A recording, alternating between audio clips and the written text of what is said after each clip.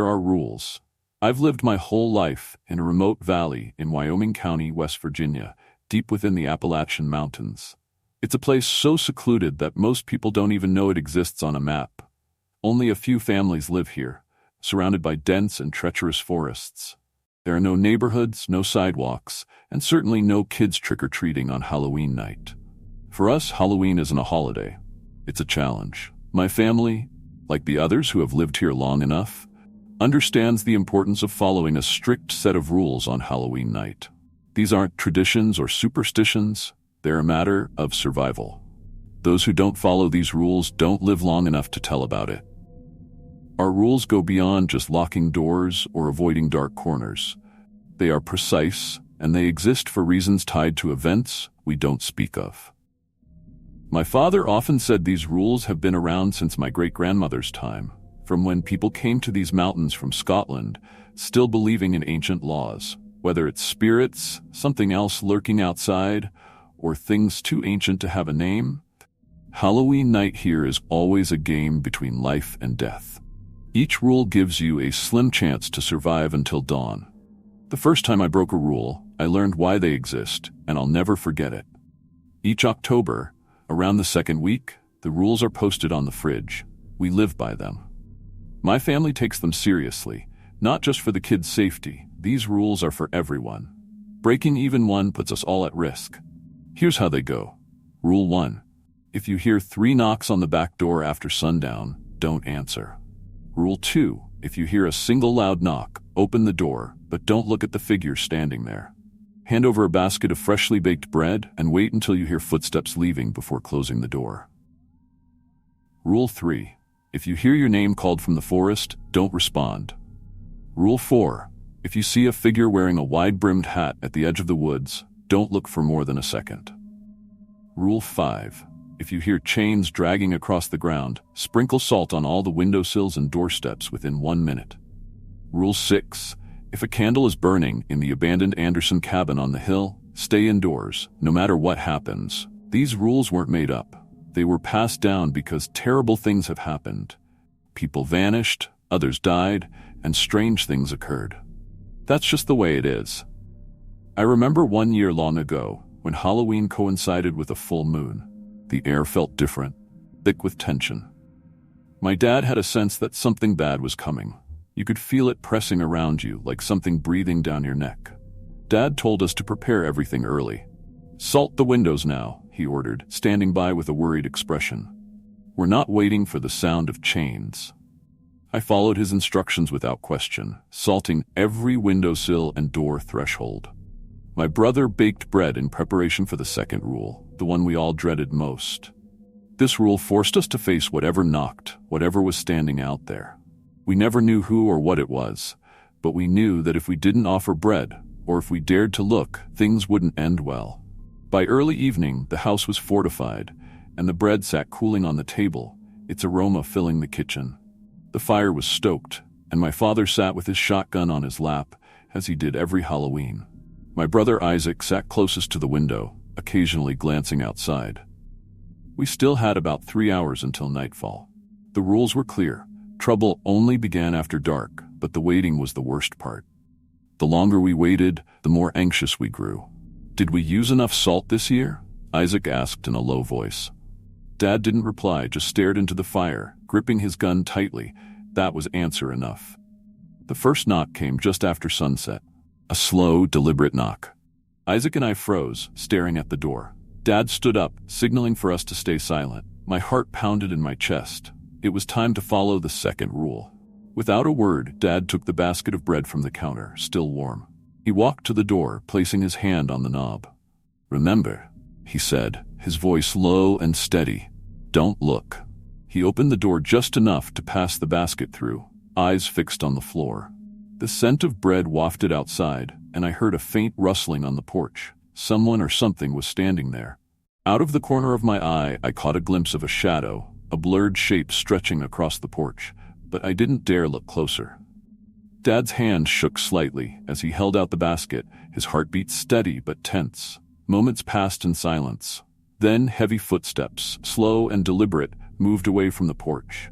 Dad waited until the sound faded completely before gently closing and locking the door. Isaac exhaled a sigh of relief. "Why don't we just leave the bread outside earlier? Why wait for the knock?" Isaac whispered. Dad's face was pale, his gaze cold. "We have to wait for the knock. If we don't answer it, it'll let itself in. We thought we were safe, that the worst had passed." We'd followed the second rule to the letter, and for a while it seemed like all was well. But here, on Halloween night, nothing stays quiet for long. Isaac was the first to notice him, standing at the edge of the forest, right where the trees met the open ground. He was tall and thin, his face hidden in the shadows under a wide-brimmed hat. He didn't move or make a sound, yet he was there, staring intently at our house. Isaac's mouth dropped open, his hand shaking as he pointed, whispering, "There." Dad didn't need to ask who it was. He knew. We all knew. The man in the hat. "Don't look at him for more than a second," Dad ordered firmly. I only glanced long enough to confirm his presence. A dark, towering silhouette blending into the forest shadows, just distinct enough to send chills down my spine. I quickly looked away, my heart pounding in my chest. We moved away from the doors and windows, huddling together in the living room where the fire was our only light.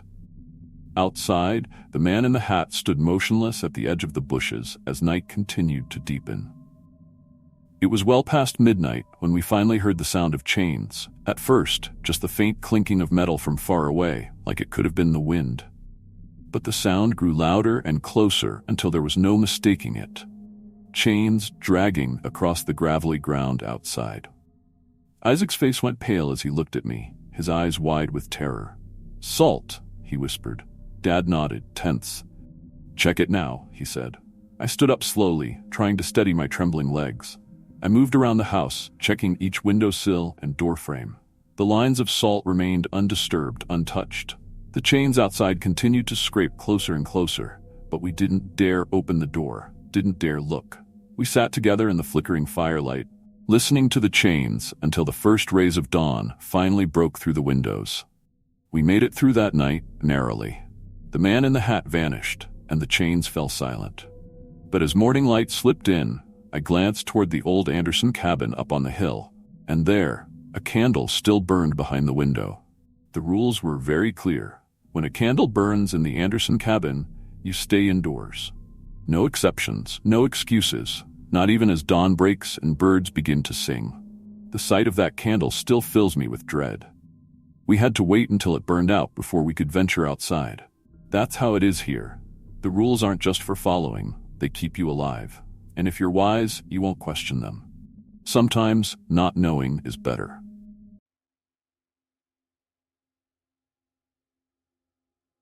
Halloween here is always terrifying, but last year was something else entirely. It wasn't just the usual dread or the creeping unease as the sun dipped below the horizon. It felt like the rules that kept us safe were fraying, about to fail. Dad was getting older, moving slower, his hands shaking more than they used to.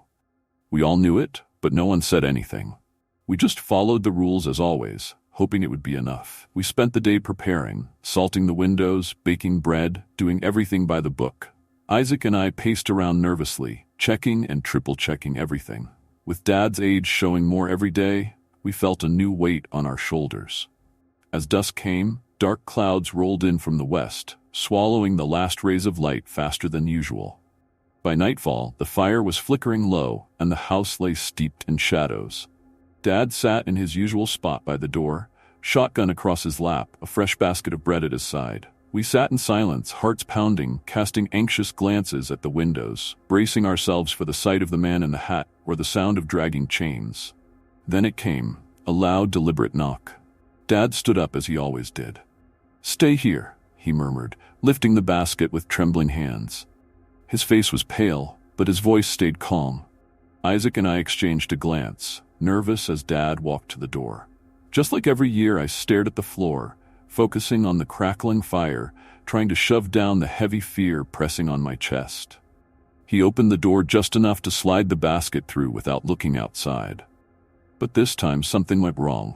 As Dad leaned forward, the basket caught on the doorframe and slipped from his hands, scattering bread across the porch in a loud clatter. Instinctively, without thinking, I looked up, and that's when I saw it. It wasn't a man. It was something I couldn't name.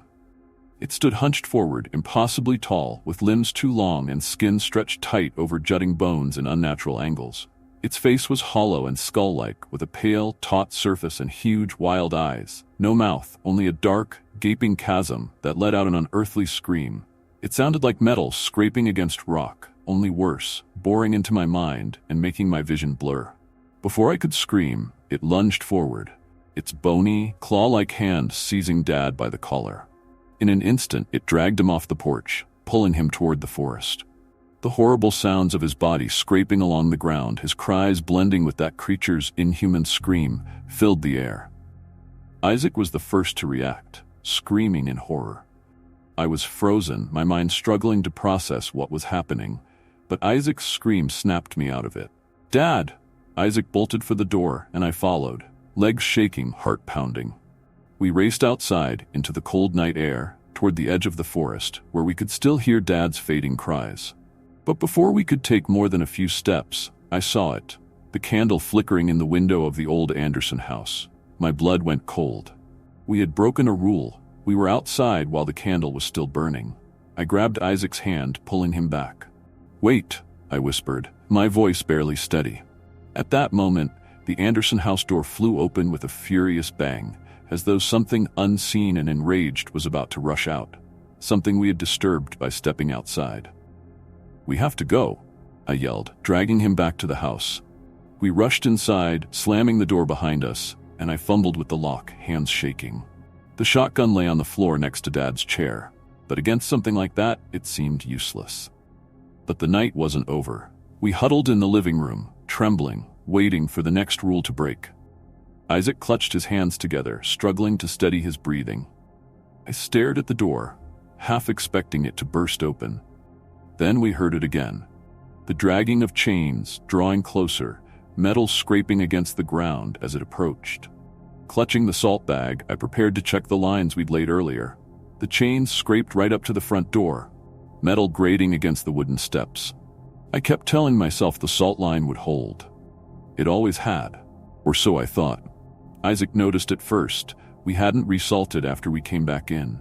The gust from the door had scattered it. Just as I moved to reseal the line, there was a creak, a heavy weight pressing against the door. I motioned for Isaac to get to the bedroom. The door burst open with a forceful crash. We sprinted into the back room, hearts pounding, breaths rapid. I scattered salt in front of the bedroom door and checked the windows. "It's inside," I whispered, feeling the cold, malevolent presence creeping through the house. I don't know how long we waited, listening to the chains dragging back and forth. Eventually, we heard it retreat, finally exiting the house. Cautiously, we left the bedroom, locking the front door and reapplying a line of salt along the threshold. Only then did I exhale, relief flooding over me. For now, we were safe. Then, another knock. But this wasn't the usual single or triple tap. It was rapid, frantic, as if whatever was outside was desperate to get in. My heart stopped. The rules didn't cover this. Isaac looked at me, his eyes wide with terror. "What do we do?" he asked, but I had no answer. The pounding grew louder, more insistent, the windows rattling as the shadows of flickering flames danced across the walls. Whatever was outside was furious, more furious than anything I'd ever felt. "We just wait," I whispered, my voice barely audible over the chaos outside. "Wait until morning." That night was a blur of terror, every minute stretching into an hour. Each sound made my heart jump. We didn't sleep, we didn't dare leave the living room. Huddled by the fire, clutching the shotgun, we mourned Dad in silence. The pounding never stopped, and the chains dragged back and forth, a constant reminder of the horror beyond our walls.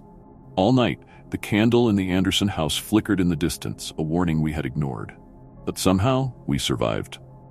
As dawn broke over the mountain, all the sounds stopped. The pounding, the dragging chains, and the candle in the Anderson house finally went dark. We had made it through. Barely, but Dad never came back. Halloween here is always a fight for survival, but last year even following the rules cost Dad his life, and I can't shake the feeling that this year it'll be worse. But the house was silent. The door was closed and the windows, those narrow dark slits, seemed to stare back, empty, as though none of what we'd just seen had ever happened. The yard looked just as it always had, dead and abandoned, with that eerie, hollow silence. We stood in the middle of the street, our chests heaving, the night air cold against our flushed faces. Josh, still pale, muttered something under his breath, shaking his head. Ethan clutched his stomach, looking like he was about to be sick. What was that? I finally managed to gasp. No one answered. Josh swallowed, his voice barely a whisper. Did you see her face? I thought she was... Stop, Ethan cut him off, his voice trembling. Just stop. Let's get out of here. We turned to leave, feeling the pull of the street behind us like something was watching, waiting for us to come back. Every house on Franklin Street was lit up with orange and purple lights, glowing jack-o'-lanterns on every step.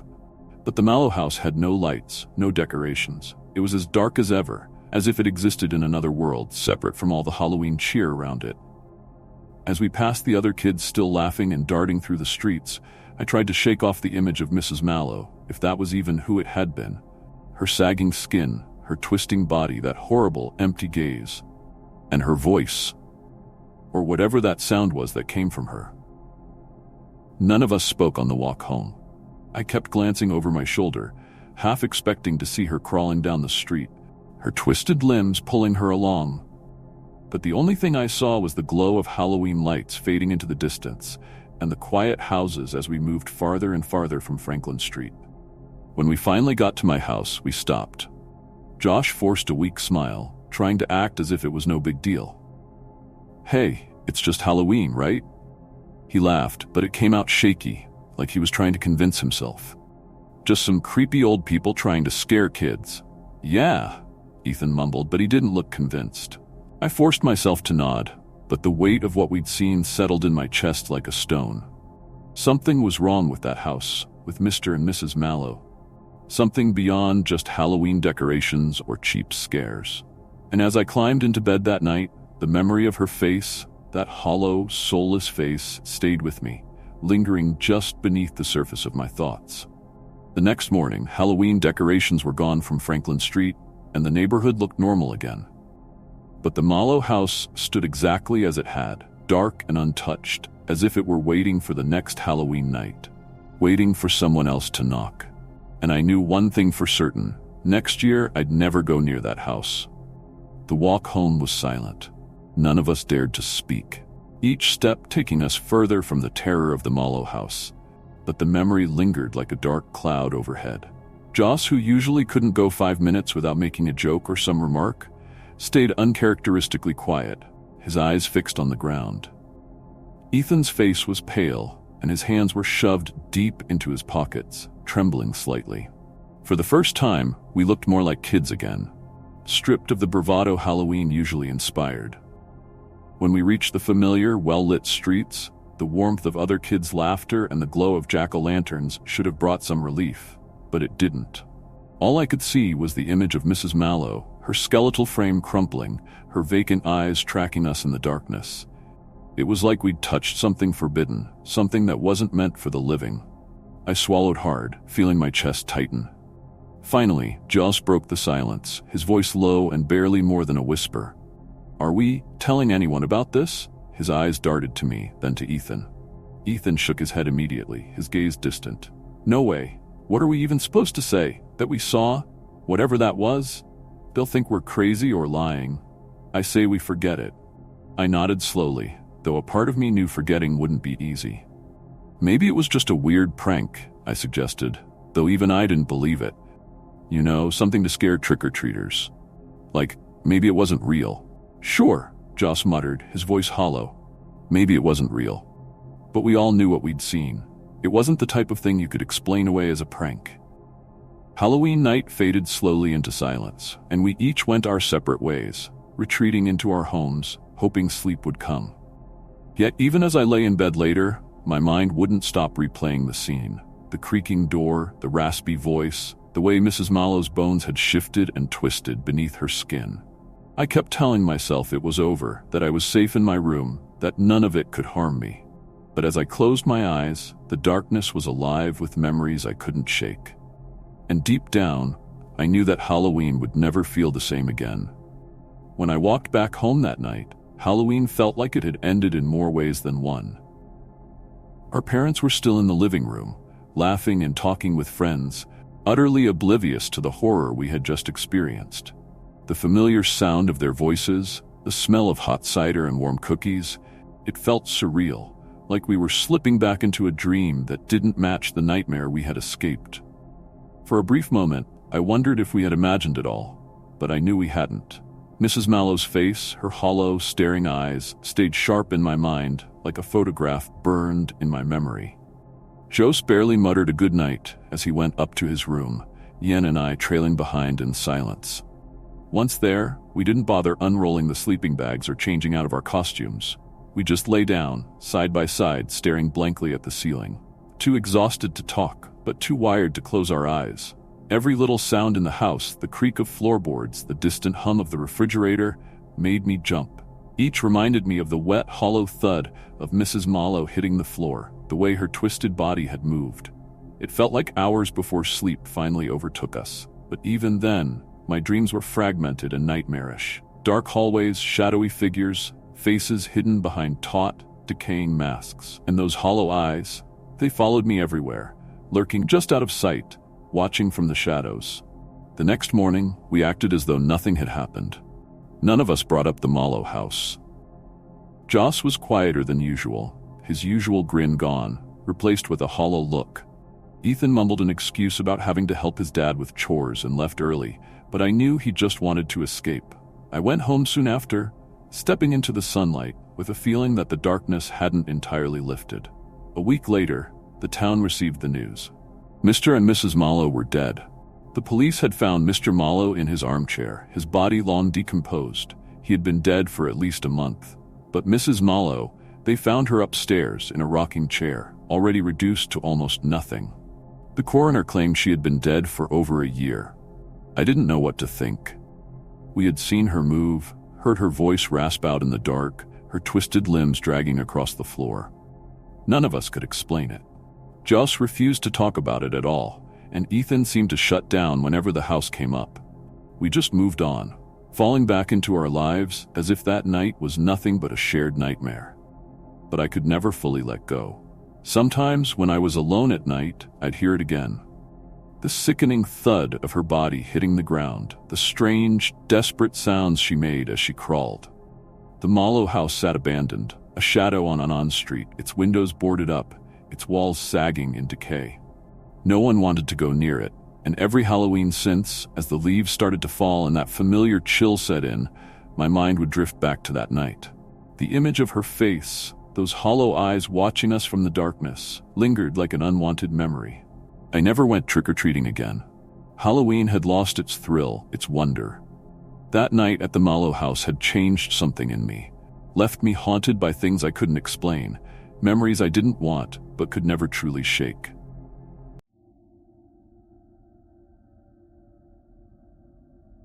I looked up from the counter, watching as Ben and Derek strutted into the store like they owned the place. Ben, wearing his usual wide grin, had his hands stuffed in his pockets, giving off that overconfident vibe he always did. "Come on, man, you can't weasel out of this one." "You have to come tonight," Ben said, leaning against the counter. Derek nodded, smirking. "Exactly," Derek added. "You never go anywhere. You didn't even come last year." "Listen," I started, feeling cornered. "I'm just really tired. I don't even have a costume, plus, I don't think I have time tonight." "Time?" Ben cut in, his grin widening as if he'd caught me in a trap. "The party doesn't really get going until 10. Just grab something cheap and show up." I sighed. They weren't exactly wrong, and even though I wanted to argue, I felt myself beginning to give in. Ben raised an eyebrow, clearly waiting for my answer, his face eager. "All right," I muttered reluctantly. "I'll come by, but maybe just for a little while." "Perfect." Ben clapped me on the shoulder, beaming. "Trust me, you'll have a good time." Derek glanced at his watch. "All right, we're heading out. See you later." I watched them leave, their laughter echoing down the mall hallway as they disappeared around the corner. Ben seemed convinced that I'd enjoy myself, but I wasn't so sure. Now, though, I was locked into it. I just had to finish my shift, find some kind of costume, and maybe even grab a few drinks to make the night easier. The mall was almost deserted. Most stores were already closed, and the place was getting darker, as each remaining light slowly clicked off. I started my closing routine, counting items and organizing the register, going through the familiar motions as I counted down the minutes until I could clock out. Then, something caught my eye by the entrance. A figure was standing outside, looking directly at me. The person wore a creepy Halloween costume, a red latex devil mask with a long, pointed nose and an unnaturally wide grin that stretched across the mask. 2 small horns jutted from the top. The costume looked unsettlingly realistic, as though it were crafted by a professional. Had I not been startled, I might have found the costume impressive. It was paired with a ragged black and red suit, patched together in a way that looked intentionally eerie. At first, I thought it was just a last-minute shopper or someone killing time before a party, but the person didn't move. They just stood there, watching me without moving an inch. A chill ran through me, making the hairs on my neck stand on end. I tried to ignore the strange figure outside, reminding myself it was just Halloween. People did weird stuff all the time. But the way they stayed still, completely unmoving, kept gnawing at my nerves. After what felt like an eternity, I decided to call out, thinking they might be lost or looking for someone. "We're closed!" I shouted, my voice echoing in the empty store. But they didn't react. Instead, after a long, tense moment, the figure slowly turned, their movements stiff and deliberate. Step by step, they walked away, each step measured and robotic. My chest loosened, and I realized I'd been holding my breath. I shook my head, trying to laugh it off. Just some random person playing a Halloween prank. I went back to my closing tasks, but every now and then I found myself glancing at the entrance, half expecting to see that creepy devil mask again. I couldn't shake the feeling that something was wrong, even as I forced myself to focus on work. Finally, after what felt like forever, I finished my shift. Exhausted and jittery, I grabbed my things and stepped out into the mall's dim, empty hallways. The stillness was almost suffocating. I walked quickly toward the exit, checking over my shoulder every few steps. The moment I reached my car, I locked myself inside, feeling a rush of relief. It was just a guy in a costume, I muttered to myself, trying to shake off the eerie feeling. I turned the key in the ignition and headed toward the pop-up Halloween store nearby. I still needed a costume for the party, and I figured the sooner I could grab something and get home, the better. The Halloween store was almost empty, with shelves picked clean and costumes scattered haphazardly across the aisles. A soft, spooky instrumental version of Monster Mash was playing, barely audible through the crackling speakers. I wandered the sparse shelves, searching for anything that could work as a last-minute costume. Then, suddenly, the music stopped, leaving the store in an uncomfortable silence. I tried to ignore it, quickly scanning the remaining items. Just as I was reaching for a cheap plastic Jason mask, I heard the door chime behind me as someone else entered. I didn't look back, assuming it was just another last-minute shopper. But when I turned down the next aisle, my stomach dropped. Standing there at the end of the row was the same figure in the devil mask. I froze, the plastic mask slipping from my fingers as I stared at the figure in disbelief. It was unmistakably the same devil mask. Long, pointed nose, grotesquely wide grin, and those small, twisted horns. The flickering lights above cast eerie shadows across his face, making the mask's features seem almost alive. He just stood there, completely still, watching me. My heart pounded as I tried to convince myself it was just some guy playing a prank. But something about his stillness, his unwavering gaze, rooted me to the spot. I wanted to look away, but I couldn't. I felt like prey caught in a predator's sights. Finally, I forced myself to move. I turned sharply, marching toward the front of the store. My footsteps echoed in the silence, and I tried to keep my breathing steady. I could feel his eyes on my back, that burning stare searing into me even as I walked away. At the counter, the cashier was too absorbed in her phone to notice my distress. "Just this," I muttered, throwing a cheap hockey mask onto the counter. The cashier scanned the mask lazily, barely looking up. Meanwhile, my skin prickled. I knew he was behind me, watching. I could feel him drawing closer, as if he was right there, breathing down my neck. I clenched my fists, willing myself not to turn around. $10, the cashier said, popping her gum and glancing up for the first time. I shoved a crumpled bill toward her, grabbed the mask, and bolted for the exit. The bell chimed as I pushed open the door, and the cool night air hit my face, shocking me back to reality.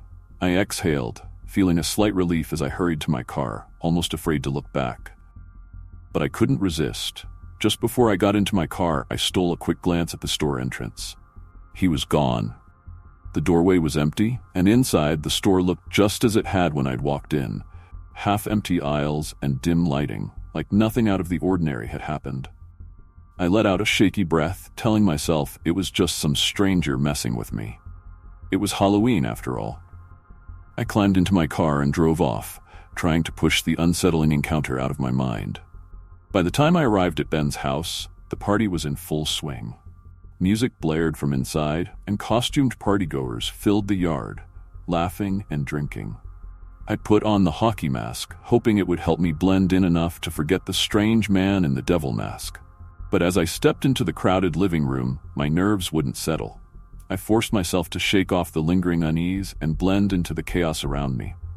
Ben spotted me almost immediately, grinning and throwing an arm around my shoulders. "You made it. Look at you. You even got a mask."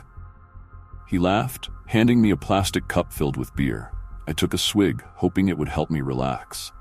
Soon, we were in the kitchen, where a crowd had gathered around a makeshift beer pong table, fog from a cheap machine filling the room. The music was loud, and everyone was shouting over it. For a moment, I actually managed to let go, laughing along with the others and getting lost in the party's energy. But then, from the corner of my eye, I saw him. Standing at the edge of the living room, partially hidden in the crowd, was the figure in the devil mask. My heart stuttered as I tried to focus on him, to convince myself that it was just a trick of the light or another partygoer in costume. But there he was, the same devil mask, the same disturbing grin stretching across his face, and those unsettling hollow eyes locked right onto me. He raised a hand and waved, slow and taunting. A surge of anger and fear coursed through me. I pushed through the crowd, shoving my way toward him. People grumbled, but I didn't care. I was determined to confront him, to demand he leave me alone. I reached the spot where he had been standing, but he was gone. It was as if he'd vanished into thin air. I looked around, scanning every corner, but all I saw were laughing faces, oblivious to the nightmare I was trapped in. My pulse pounded in my ears, and I felt a cold sweat break out across my forehead. "Hey man, you all right?" Ben's voice cut through the noise as he laid a hand on my shoulder. I forced a nod, trying to mask my growing panic. Yeah, I'm fine. I stayed at the party a little while longer, but I couldn't shake the feeling that he was lurking somewhere, watching me. I had another drink, made excuses, and slipped out, no longer in the mood for a party. The drive home felt endless, the quiet streets amplifying every little sound until I jumped at shadows. I kept glancing in the rearview mirror, half expecting to see him in the back seat. When I finally got home, the house was dark and silent. I climbed the steps to the porch, each one creaking under my weight. Unlocking the front door, I stepped inside, comforted by the familiar smell of home. "Mom? Dad?" I called softly, but there was no answer. I figured they'd gone to bed. As I moved toward the stairs, a strange noise stopped me, a faint, steady dripping. I paused, listening. It wasn't like the sound of a leaky faucet. It was heavier, almost sticky. I followed the noise, my stomach twisting as a faint metallic smell filled the air. I turned the corner into the kitchen, and there, in the dim light, I froze. Seated at the kitchen table were my parents, or rather, what was left of them. Their heads were gone, replaced by gaping, crimson-stained wounds that dripped thick, dark blood onto the floor. I stumbled back, my hands covering my mouth as I fought back the scream clawing its way up my throat.